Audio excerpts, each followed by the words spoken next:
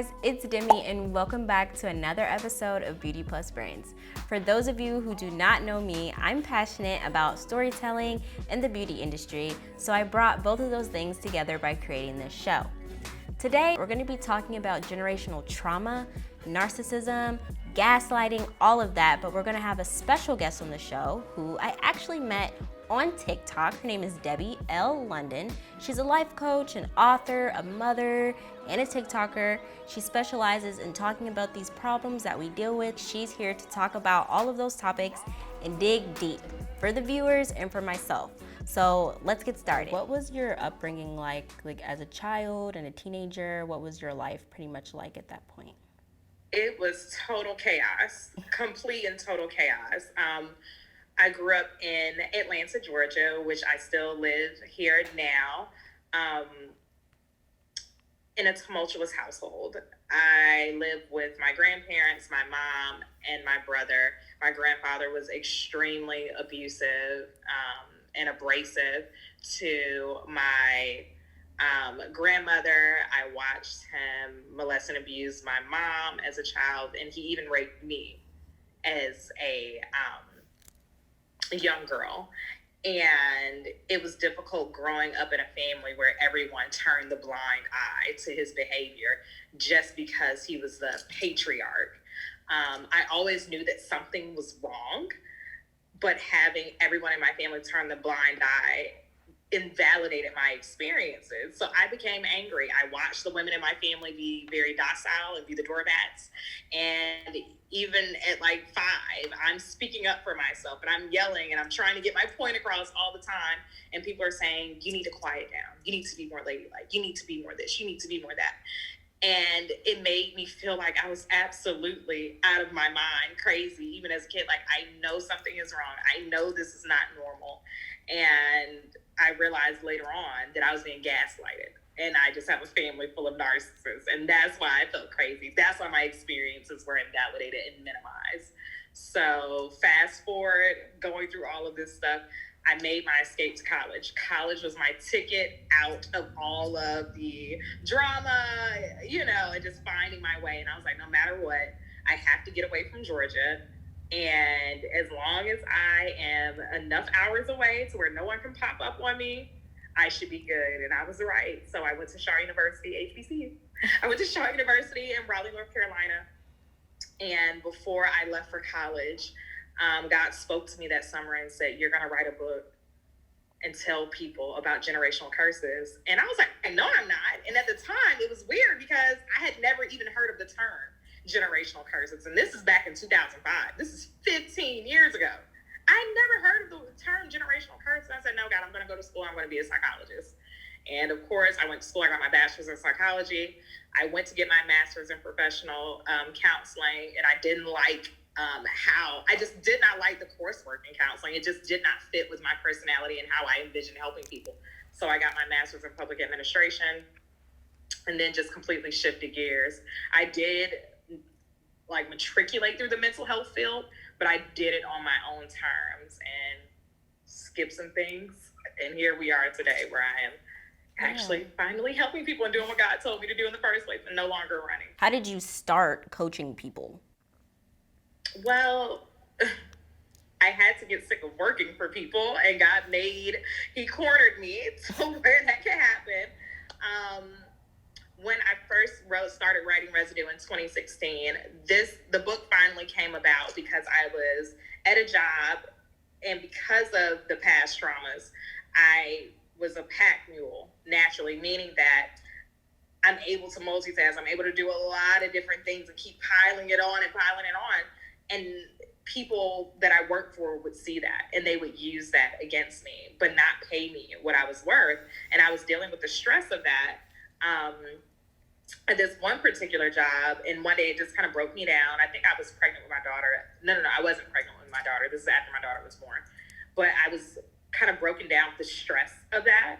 And I called my sister and I said, hey, I know I'm supposed to be doing something more with my life. This is not this is not the end all be all. I cannot keep working for somebody. I cannot keep begging for somebody to respect me as far as, you know, pay is concerned, as far as like tapping into my abilities and, you know, challenging me more.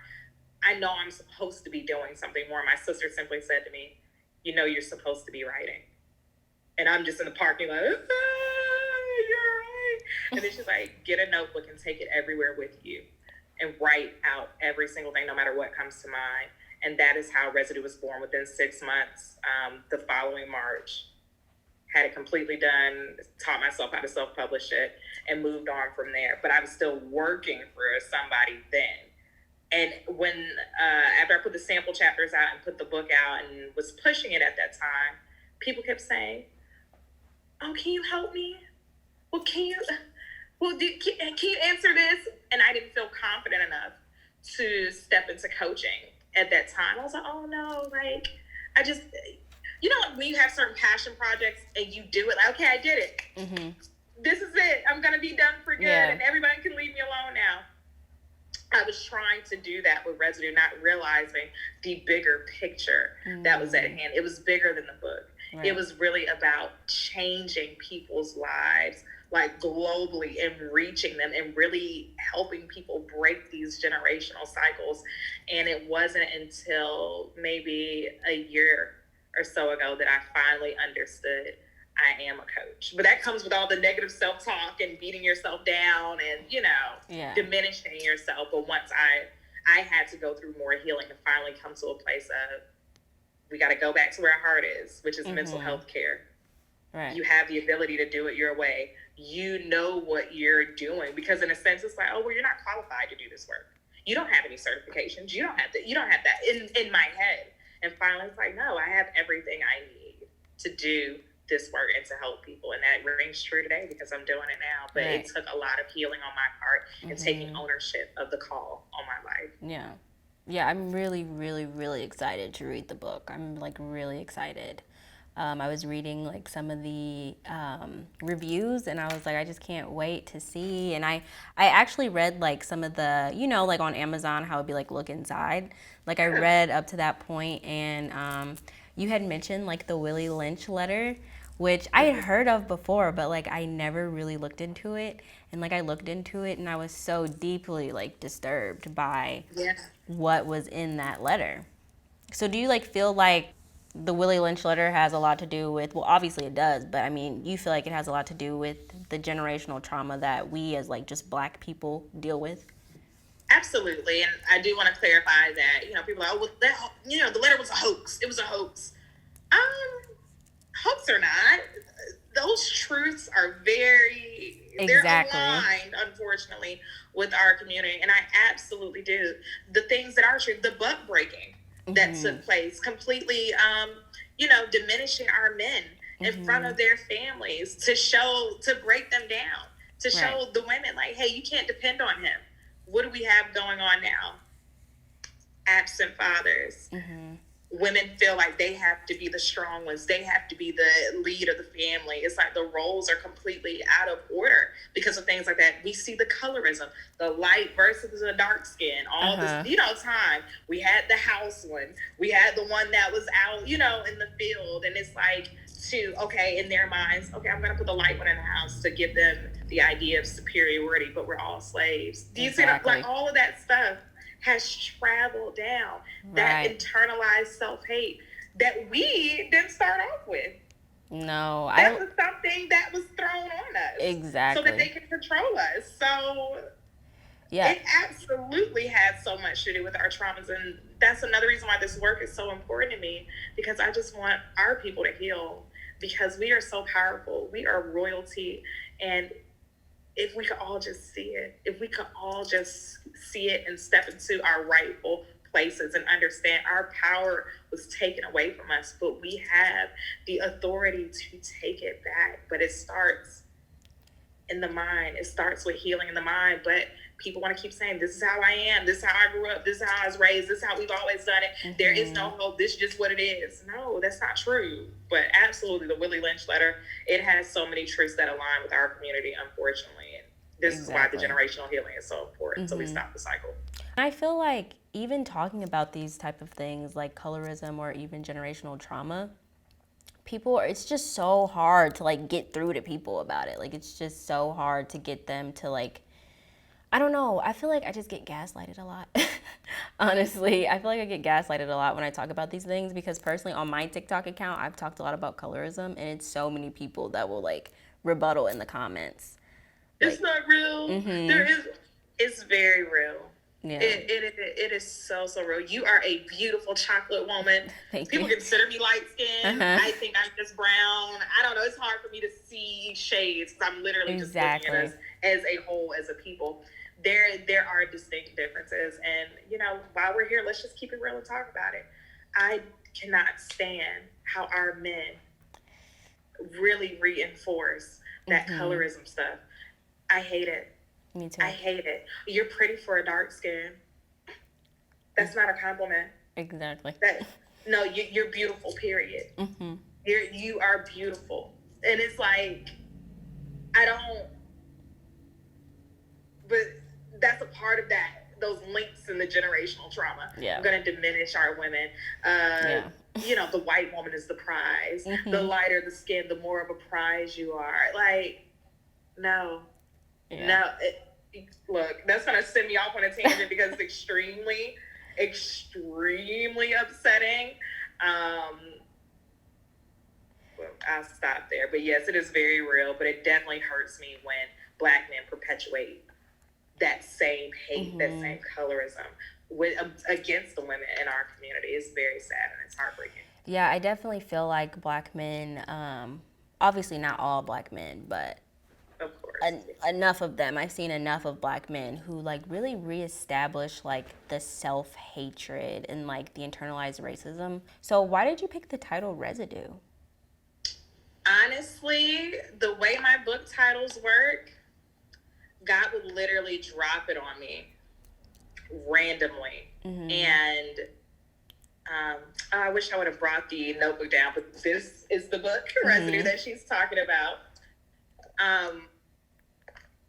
I believe I was doing something random, and he just had me write down in my notebook, write out Residue. And I wrote it down. I'm like, what is that? He said, that's the title of the book. It's just like that.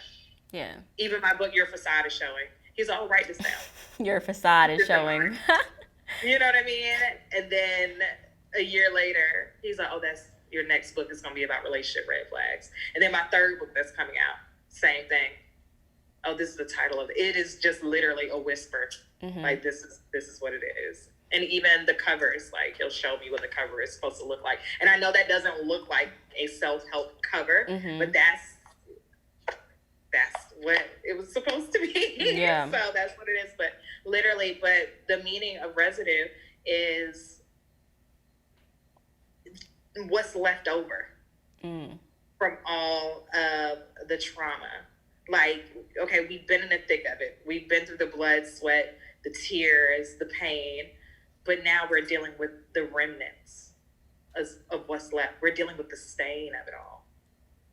Yeah. So residue is so fitting when we're talking about generational issues that are still there that we have to deal with in order to get them out. Exactly. So Residue, was that the first one, or is that your second book that you published? Residue is my first one. Okay, and then you have Your Facade is Showing. And then you're working on a third. Yeah. Awesome. So you've been writing like all your life, or is this? No. I've been running from writing all my life. Yeah. It finally stopped running in 2016. 2016, I finally stopped running. Yeah. Because I can see myself as a writer. I'm like, I'm not a writer. Right. I'm not an author. Again, negative self-talk. Things from growing up the way that I did and being diminished and feeling like I didn't have a light, not feeling confident. I couldn't see myself as a writer. I couldn't see myself as certain things, but I could see myself climbing up the corporate ladder because those are easy check marks. But when it came to tapping into those gifts and abilities, such as writing, I couldn't see it for myself at the time. So definitely not all my life. The gift has been there, but the mind aligning with the gift, that wasn't until 2016. Right. So basically with like generational trauma and pain, so does a person have to like really like change their thoughts? Is that what it really takes to like kind of heal from it? When you've been conditioned to think, feel, and be a certain way, you have to reprogram. You have to think like a computer. Our minds are like computers. We can't still be on Windows 95. That generational trauma is Windows 95. We're trying to get to Windows 10. How do we do that? We have to put in a different processor. We got to put in that Intel, I think it's a fourth or fifth generation. We have to switch out everything. We have to update it. We have to put in coding. All here, because we can't operate on the old system anymore. All of it is a mindset shift.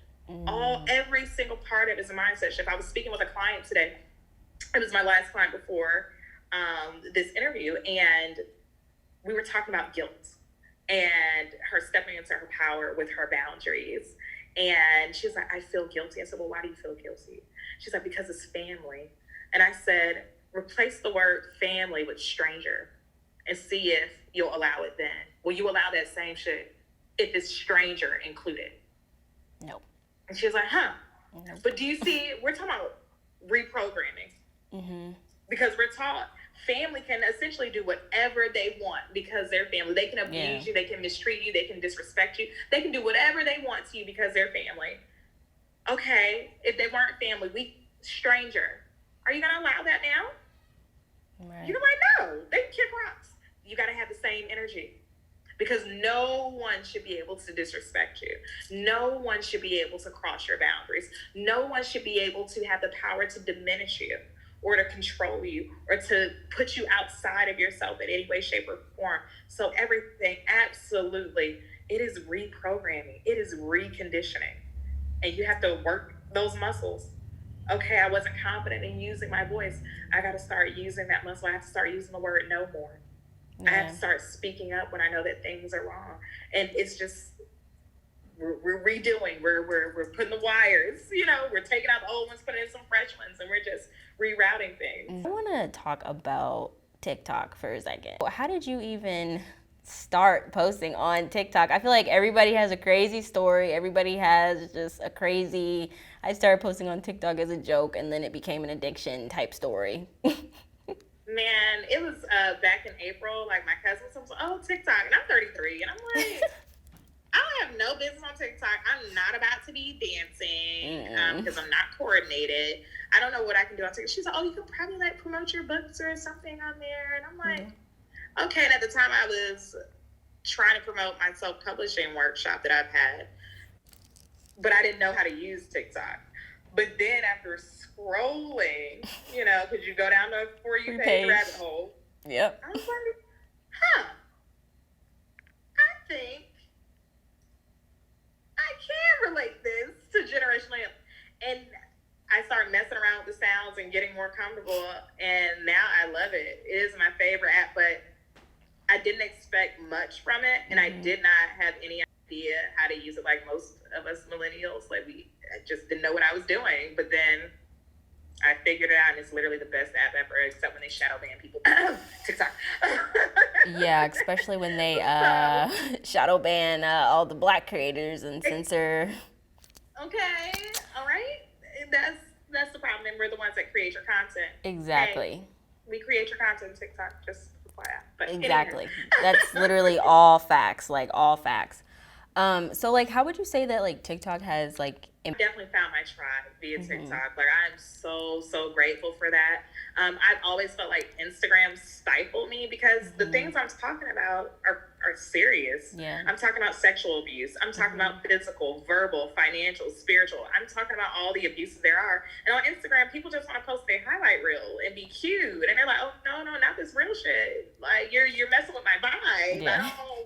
I'm not trying to address these things today. Right. But TikTok, everybody's more relaxed. And yes, I'm going to talk about, let me tell you what happened when I was a kid. Oh man, my mom is just like this too. Everybody feels more free to be and breathe on TikTok. And for the type of content that I create that is very real and vulnerable, I have to have that kind of audience. Exactly. And I prayed for years, God, please help me find my tribe. Help me find my people. Help me find the people that you called me to serve. And TikTok really did that for me, hands down. Hands down. Yeah. Majority of my clients come from TikTok, everything. because they're okay and they're ready to dig in. They're ready to face their stuff. On Instagram and all the other platforms, they're hiding. Mm-hmm. They're hiding.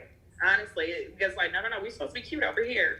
We don't dig too deep into what we have going on this platform, but on TikTok, you will find them. People will talk about any and everything. They even had messy TikTok. I noticed a couple days ago. I was like, how do I get on messy TikTok? Exactly. But it has definitely been life changing because I have finally found my soul family through TikTok, and that has been the greatest impact for me, and it's helped me get very, very comfortable with posting myself all the time and just being who I am, because I cuss a lot.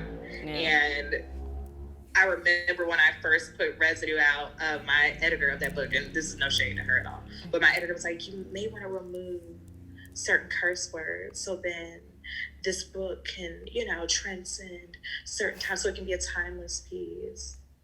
And I kind of watered it down, but certain things I gave pushback on with my editor. But then my second book, I'm just saying whatever the fuck I want to say and how I want to say it. But I can also do that in my TikToks. And it's well received. I say whatever I want to say, however I want to say it. And it is like, yes. Yeah. Exactly. That's exactly how I feel, because it's authentic. And it's coming from a real place. And I don't like feeling like I have to put on. And I don't ever have to do that on TikTok. I can just be me. And that means a whole lot to me, that people are listening to the message. On Instagram, like, even though it's fine, but oh my God, what lip color are you wearing? And I'm talking about rape. Yeah. You know what I mean? I'm talking about something serious. They'll ask me things like that on TikTok, but they stay on topic because they want to hear, they want to heal, they want the message desperately. And that's the difference. The negative things, that one video I did about internalized misogyny attracted straight TikTok, as they call it. Yeah. Which is young white males. Yeah, heterosexual males, Yeah, like, they were really upset about, first of all, it's one of the stupidest videos I've ever done, with that little dance that I hate. And I was actually being goofy in that video and just trying to give a quick message. But it upset a lot of people, and mainly white men. And they were like, oh, this doesn't happen. No, and I'm just getting a bunch of negative comments. And I just learned how to use my comment controls. Yeah. Like, they wanted to keep bringing up misandry. And I'm like, we're not talking about misandry. We're talking about internalized misogyny here. So blocking certain words in my comments, and the block button. Yeah. In general. It's like, because I'm not going to have that on my page, because it became a problem only because people are sharing their heart in these comments. People are like, this is me. My mom has abused me. She's hated me all of my life. She treated me so differently from like pouring themselves out, because finally they feel seen. Finally they feel validated. And then you got Will Troll attacking my people that finally feel like they can share and get this off their chest, and that somebody understands, and finally I'm not crazy. I was blocking more for my people than for myself. Like, no. You're not going to bring them harm when they're in this vulnerable space of finally feeling validated. And now, like, I just don't care about trolls. There was a recent post I did where somebody asked a question about, would I go to my mom's funeral? And I said no, because she's already dead to me. And yeah, that set people off. Yeah. Oh, they couldn't handle that. But it's the truth. When you're at peace and you're resolved with something, and somebody has done you so wrong and treated you so poorly, they're gonna die to you. That doesn't mean I'm wishing death on her. Right. But she is dead to me, and I'm not going to her funeral. For what reason? Right. That doesn't make sense. But in our community, you must go to the funeral. Pay your respects to the dead. You don't speak ill of that. You don't do. And somebody told me basically that I was going to hell for feeling the way that I felt. And I literally responded with, shut up, bitch. That little Ice Cube sound. Yeah. And I just say that to say, like, it's fun to deal with trolls, but nobody takes it the wrong way. They're like, yeah, man, like, what is that? How can they say you're going to hell? It's different. It's like, because the tribe is there. Yeah. Everybody understands and everybody's on the same page. So dealing with trolls and response to them just helps me highlight, and this is what generational trauma looks like. This is what it looks like when people intentionally keep the cycle going. Yeah. You're telling me I'm going to hell for having boundaries and protecting my peace. Yeah. You're telling me I need to ask for forgiveness because I'm so calm. Because I've resolved this, I've really healed through this and really done the work to get through this stuff with my mom. And you're spewing all this stuff. You're showing me spiritual abuse. You're spiritually abusing me now. Telling me I'm going to hell. You're trying to use hell as manipulation. Do you see what I'm saying? Generational trauma has so many layers. But I use trolls as examples of, and this is what it looks like. This is the mindset that we're breaking right now, people. This is the shift that we're taking right now. Mm-hmm. So would you say that like resistance is a part of like the healing process? Like resisting like wanting the truth or knowing the truth? Like would you say like that's kind of like a part of the healing process kind of? No, that is an excellent question. What just came to mind is when dealing with trauma, it's much like the grieving process. Okay. And one of the 5 stages of grieving is denial. It's hard to accept at first. It's hard to receive it at first, right? Like, damn, my family's trash. No, they're my family. But they're my family. No. And it's like, but didn't they used to beat the shit out of you? Yeah. Didn't they used to talk down to you all the time? Didn't they used to make you pay bills at 15 when you were trying to take care of yourself? Didn't they intentionally sabotage every opportunity that you had to better yourself? My family is trash. Yeah. Do you see what I'm saying? Like, resistance comes from stepping into the unknown. Right. Like, all I have is my family. I was conditioned, or, we're all conditioned. Like, all you have is your family. You have to, do right by them no matter what they do. You have to forgive them. Even though the forgiveness is always being pushed on the victim. It's never accountability being pushed on the abuser. But that's another story for later. But it's always, no, you have to forgive them. That's your family. That's your this. That's your that. And then the denial comes from, no way, I can't not like them. We're related. I can't not want to deal with them. That's my mom. Yeah. I can't not. And now you're stuck. And like, well, it's easier just to not face it. Right. It's easier. And that's how the blind eye gets turned in general with things. It's just easier not to deal with it. It's easier to say, nope, that didn't happen. It's easier to say, well, I don't know. Because if you have to face it, now you have to pull up strength inside of yourself. Nobody wants a mirror held up to them. It's just like calling out pedophiles in the family, calling out the rapist in the family. Yeah. Instead of dealing with them, you're telling the girls, don't wear a skirt around him. Don't sit in his lap. And you must be fat. You're fast. You're fast. How about you can't come to family functions because you're a whole demon and you're a child molester? Actually, we're calling the cops on you right now because you gotta go. Like, we can't have this in our family. Exactly. But instead, everything is put on the girl. You fast. You're doing something wrong. Something's wrong with you. You're making him. You're enticing him. For the people who want freedom, who want to break free, what are the steps they can take to start breaking free? And how can they protect themselves in the future? I would say, hey, download my free roadmap. Because I created that roadmap to get the wheels turning. Because asking you to list certain things, and then from there, it's self-paced, which is harder to do because when things are your normal, it's hard. Well, I don't know what it is. I'm not sure. But if you're ready to dig in, I would start asking, what are the patterns that I see? What are the issues and stumbling blocks that I'm having right now in this moment? How does that relate to how I was raised? What are the key things that happened in my childhood, whether I feel they're insignificant or not? What happened? How did that shape my personality? And then from there, it's like a layer by layer by layer, but it all starts in the childhood. All of it. It starts in the childhood. And then from there, just continuing to peel the onion back.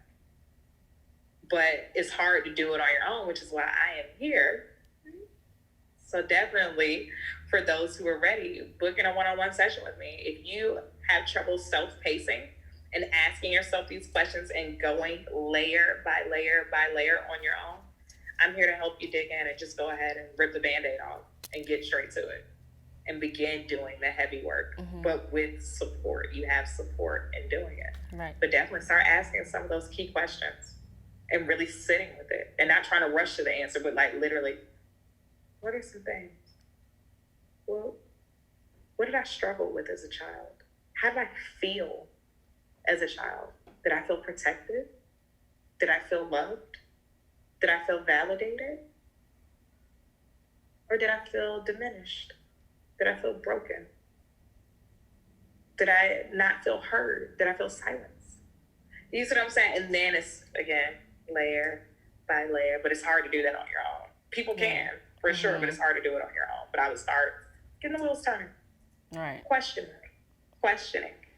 Was the way I was raised really right? Was it healthy? Did I grow up in a toxic environment? Were my people abusive? Because sometimes we'll diminish it and say, oh, well, they didn't hit me. Verbal abuse is still abuse. Emotional abuse is still abuse. Financial abuse is a big one. Spiritual abuse is a big one. It's nothing, everything that you said throughout this whole interview has been nothing but facts. It's literally helped me to think about my own situations and my own problems that I deal with on a daily basis. How can we find you on social media? Everything is Debbie L. London, DebbieLlondon. And then my website, DebbieLLondon.com. I make it easy. And also, guys, my podcast, God in a Gram. That is my spiritual side of everything. Like my YouTube is my practical, but my podcast, and it's like my little dumping ground because I used to write and do my blogs, but that's like how I do it now verbally through the podcast. Please check out my podcast, God in a Gram. It's available on all platforms, which you can find on my link tree on my social media. So cool. I'll definitely check that one out too. But thank you so much.